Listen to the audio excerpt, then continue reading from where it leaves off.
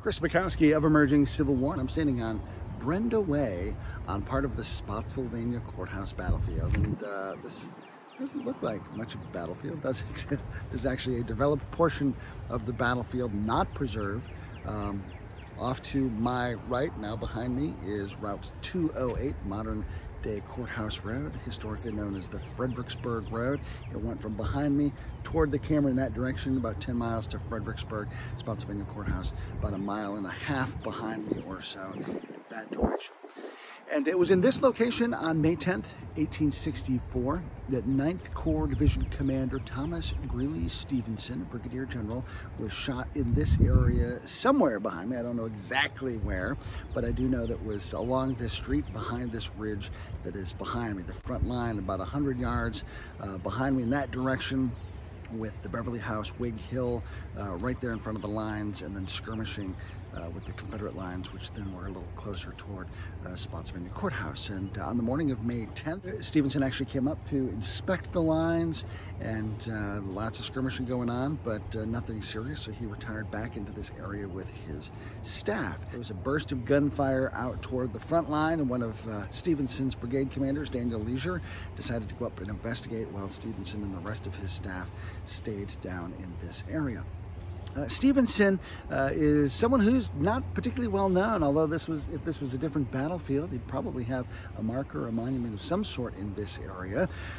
Gordon Ray has described Stevenson as arguably Ambrose Burnside's best division commander, which of course isn't saying much when your competition is Robert Potter and Orlando Wilcox. And all three of them were brigadiers because of the 9th Corps' culture, their terms of service, the different places, the different commanders had served over the course of the war. A lot different than the Army of the Potomac, which has major generals commanding most of its divisions, and here we've got 3 brigadiers. Stevenson was 28 years old on the 10th of May, 1864.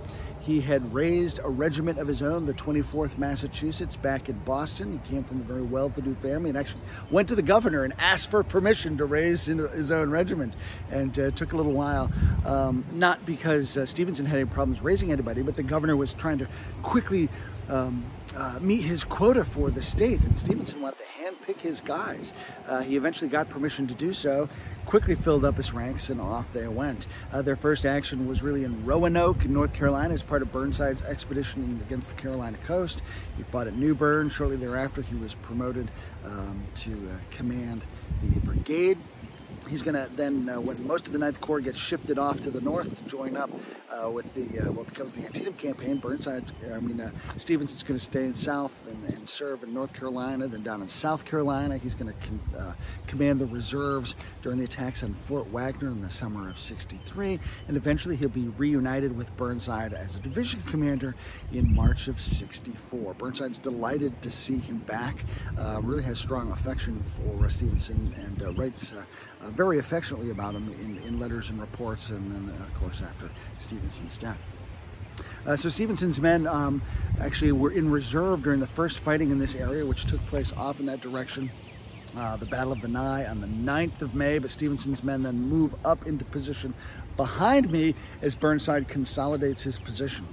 And as I said, it was here on the 10th where he's inspecting the line, making sure everything's okay. Retires back here well away from the front, and well protected by this ridge behind me. So well protected, in fact, that Zenas Bliss and Benjamin Christ, who are brigade commanders from other 9th Corps divisions, not even Stevenson, they actually come through here. They see Stevenson and say, like, hey, gosh, we're out scouting. Wish we could trade places with you. You look pretty relaxed. Stevenson, by that point, with his staff under a tree. A lot of reports talk about them breaking out a late breakfast or an early lunch. And Christ and Bliss go off and continue their reconnaissance. And then Stevenson actually gets shot by a bullet that some observers think it was a sharpshooter. Others think it was just an overshot. If it's an overshot, boy, it's just a really random bad luck to come over this ridge. But Stevenson's aide-de-camp was with him, and he said his head was turned, so we didn't actually see the moment of impact. But his initial reaction was, oh gosh, a sharpshooter got him. But after further reflection and looking at the ground, he thought that it was actually just an overshot.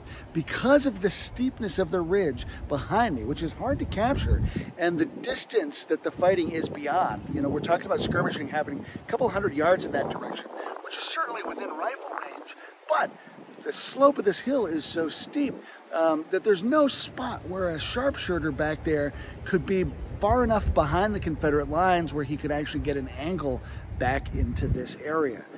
Again, we've got officers from other brigades and other divisions who are through here thinking this is perfectly safe and fine, you know, wishing to trade places with Stevenson. So it does just turn out to be a terribly unlucky shot that kind of goes past the skirmishing and on its downward arc hits Stevenson in the back of the head. He lingers for a couple hours before finally passing away. The implications of Stevenson are pretty significant, although, again, as most people don't know, they don't understand just how significant. He'll be replaced by his senior brigadier, Daniel Leisure, who will hold the post for 3 days. But Grant really wants somebody who's got more experience out here.